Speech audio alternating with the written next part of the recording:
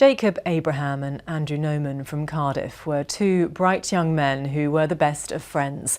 Both of them took their own lives. They were victims of a worrying increase in those suffering from depression and contemplating suicide.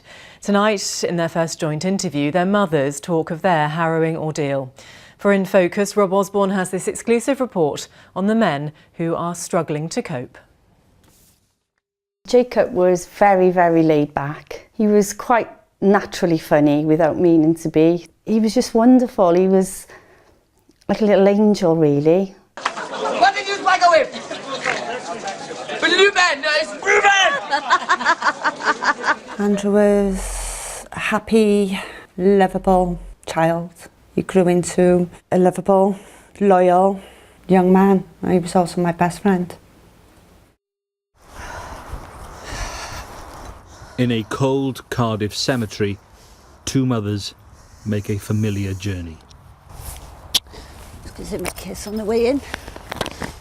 It's the hardest thing to do. Hey, son. Andrew Noman and Jacob Abraham were the closest of friends, who died just months apart. Now they are buried just feet apart. And two Welsh mothers are left to ask, why did their sons take their own lives? His sister texted me to say he'd messaged a few of his friends, rung his other friend to say take care of his girlfriend, take care of my mum.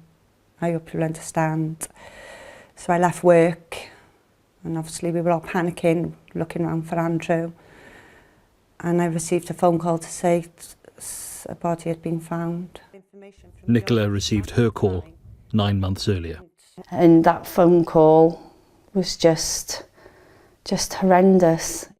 That's when your life just ended, as you know it. Jacob and Andrew were active young men. They loved to work and they loved each other. They called themselves brothers. But both were recreational drug users, and their mothers are convinced that played a central role in their deaths. So drugs, and in particular cocaine we're talking about here, Yeah. how much of a factor do you think this has been? Oh, huge, 100% factor, huge factor for Jacob, because we look then back through his phone messages, and he would tell friends how he felt after he used it. There were lots of messages of, you know, there was one message saying that he'd been laying in bed all day thinking of ways how to die, and that was from a previous night out. So a huge, huge factor for me. After Jacob died, Andrew fell apart. He ran marathons to raise money and awareness about suicide. But in July this year, after a night out, Andrew went the same way. Tell me about that period after Jacob died. Andrew couldn't accept the fact that Jacob had actually done what he'd done. Andrew just couldn't get his head around the fact that he would never ever see Jacob again. He used to say to me, how can I get married? How can I have kids? How can I do anything without Jacob being there and being part of it?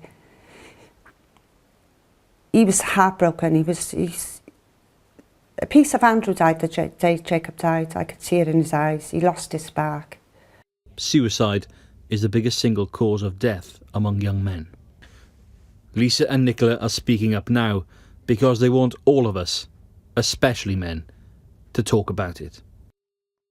We're at crisis point. The figures are rising within our community, our surrounding community. We've had no help or support from the authorities, and we're just, you know, two mums trying to do something about it and to make changes. Instead of being told to man up or you'll be okay or go and sleep it off, it's not, no, they need support. They need to be listened to. If they're feeling down, they need to be watched and not left alone. It has been 14 months since Jacob died, and 17 weeks since Andrew. They leave behind friends, siblings and mothers, united in grief. Your world ends, you just exist. All your hopes, your dreams, your future, you can't look into the future because you feel there is no future. You just take it day by day, hour by hour. I just feel so sad at 23 and 24 that their lives are over. They're gone. There's just nothing left of them.